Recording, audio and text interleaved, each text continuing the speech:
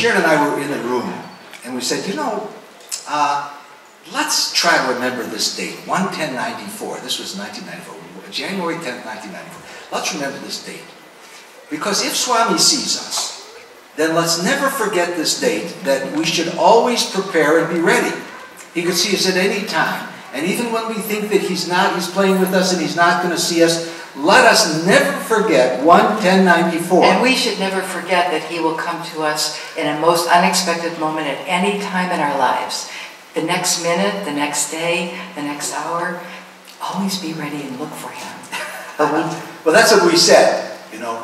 If it happens, because we were sure it wasn't going to happen, if it happens, let us never forget. So we went down there, and the girls were pinned up because they were late from seeing Gita. They had to run back for darshan, so they didn't have time to change. And besides, Baba's not going to see us. Yes, but Swami had us in. That's just how it does. He had us in.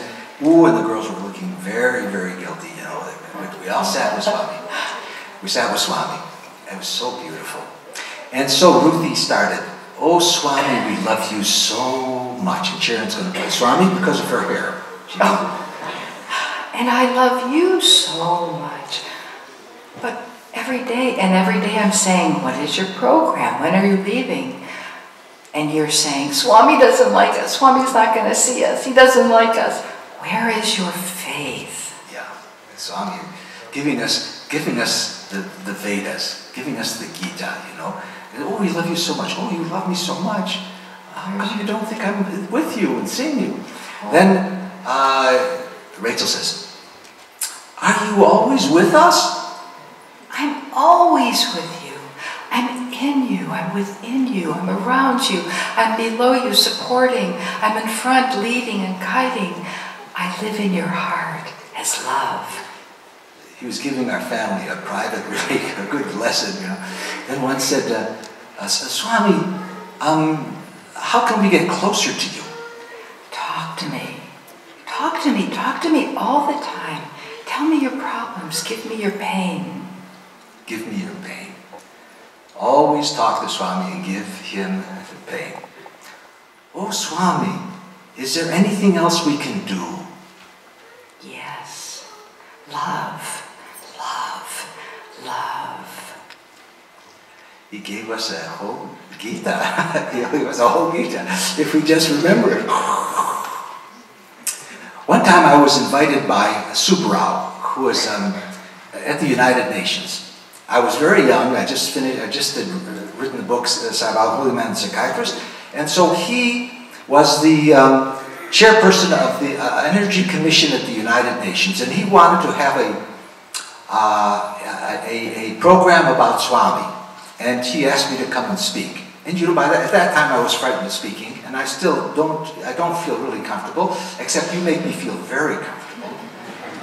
Very comfortable. So I said, okay. And so we went to the United Nations. And it was a nice program. People from all parts of the world. You know, there's things that are happening right now all over the world where people are meeting and people are discussing and talking heart to heart about Swami. We only can see here, but all over the world, meeting like this. Not in such a nice place, but meeting all over, talking about Swami, how great he is, how unusual he is, how good, magnificent chance we have with him. It was a nice meeting. Many people from many different parts of the world were there. How many people know about Swami? So many people. And then I was talking to Subarao, and he said, you know, at the height of his position at the United Nations, Swami says, "Come to India and take care of your father. He's in the dying process. Your father is the highest Vedic pundit in India." So he said to Subarao. And his father was the one that brought in psychiatry. You know, Sai Ishwarai na vidmahe, Sai Ishwarai. Okay. Om Sai Ishwaraya vidmahe, Sachidevaya dhimahi, Dana sarva prachodayata. Thank you, I did that. You know, you can get disconnected very, very quickly. You So I needed that, thank you. And he went back and he took care of his father. His father was dying. And he said, you know, this happened years later. He said, you know, as my father was dying, he told me 3 secrets. The reason they're secrets is because, I'm telling you, so it's not a secret. But the reason it's a secret is because the mind forgets it very quickly. The mind forgets it very quickly. The first one is, all aspects of divinity rest in Swami. Everything. His father said, you know, every aspect that ever was or ever will be rests in Swami. He is the embodiment of all of divinity. Complete. Full. How could anybody know that? But evidently at one level, he had reached that. He said the second is, if you're ever with Swami, you don't have to say anything. You begin to realize he puts the thought in your mind, the impulse, he gives you the thought and the answer. You don't have to, you just sit there and he is in charge of everything. Rest in him. And he said, my father was getting very, very weak, and he said, I want to tell you something. Come. And so Subrao said, I thought he was going to tell me something about family finances. He sat me down and he said, he began to ask, what do you want, Father?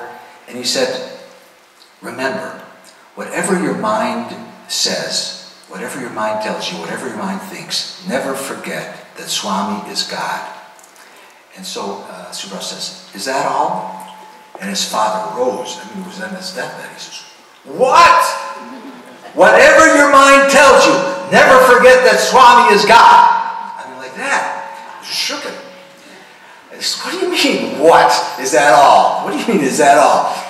So then his father passed on, and Subrao said he was in the Purnachandra listening to Swami give a talk, and Swami began to say, there was a Vedic Pandit talking to his son, and brought him into the room. And he says, I have something to tell you. And so Subrao kind of listened to it. He said, whatever your mind tells you, never forget Swami is God. And Subrao was then glued. And the boy, the son said, is that all?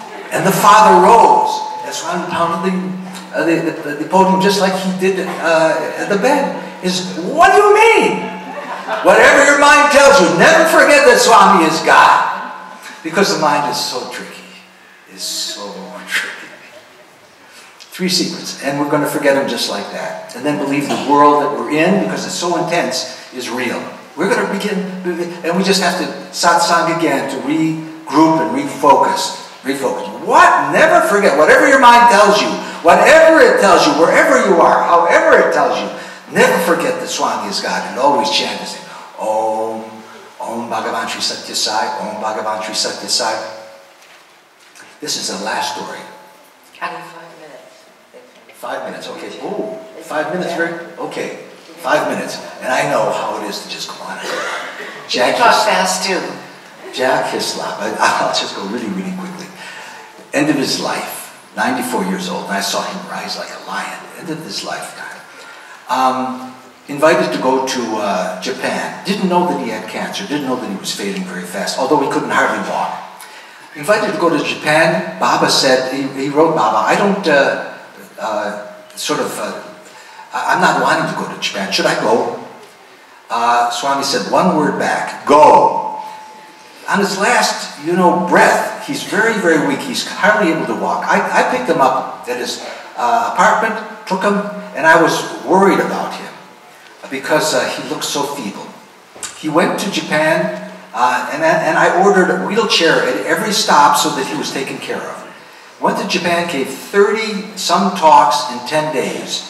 Came back and I took him to his house and I had to almost carry him in. I called him the next day, how are you doing? He said, well, old boy, he was cheerful always. Well, old boy. He was Canadian, wasn't he? I think he may have been. He was Canadian. He says, I went to the bathroom last night, I fell down, I couldn't get up all night long. I says, what, Jack? And he said it just like that, almost like we see the Swami being detached from him. I says, what? I raced over there, took him to the hospital. We found out he had cancer, he wasn't going to live long. In the process, I said, Jack, could I do some interviewing with you? I'm always interested in doing some video or something now. But I didn't want to take advantage of him. He says, that's a great idea, old boy. Yes, he wanted to talk to us about Swami till his last. I want to show you just a little bit of the conversation with him. This is what happens when a devotee gives himself.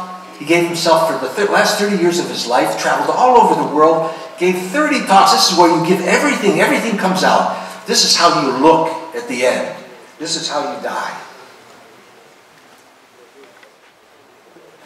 Is that something special that somebody should proclaim that, or that we believe that he actually is God? Is that a special event? I think that's a special event, Sam. And all the other teachers that I have been involved with, none has made that claim. The claim that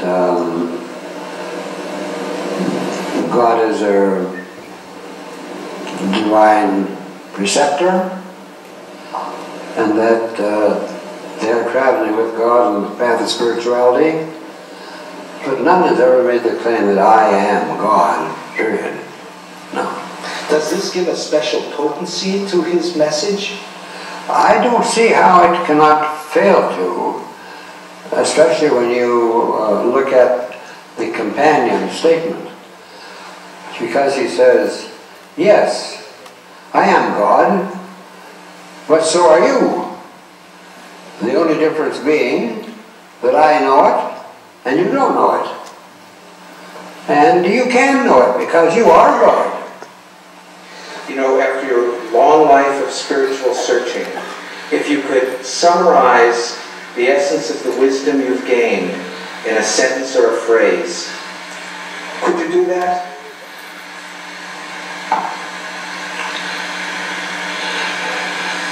Yes, it's very simple.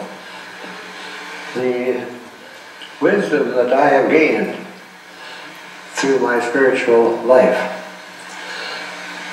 with Buddha and with Baba and with others too, is that the primary path to spiritual opening is devotion to God. All the other things, meditation, action, and so on, have all fallen away in terms of importance. That devotion is the primary. direct way. Yeah. Is that what you're holding on to now? Yes. And what form does it take? It takes the form of always seeing Swami wherever I am, and recognizing that he is in me, and that if I see him standing there, then I recognize that I am in him too. So I visualize Swami a great deal. I see him.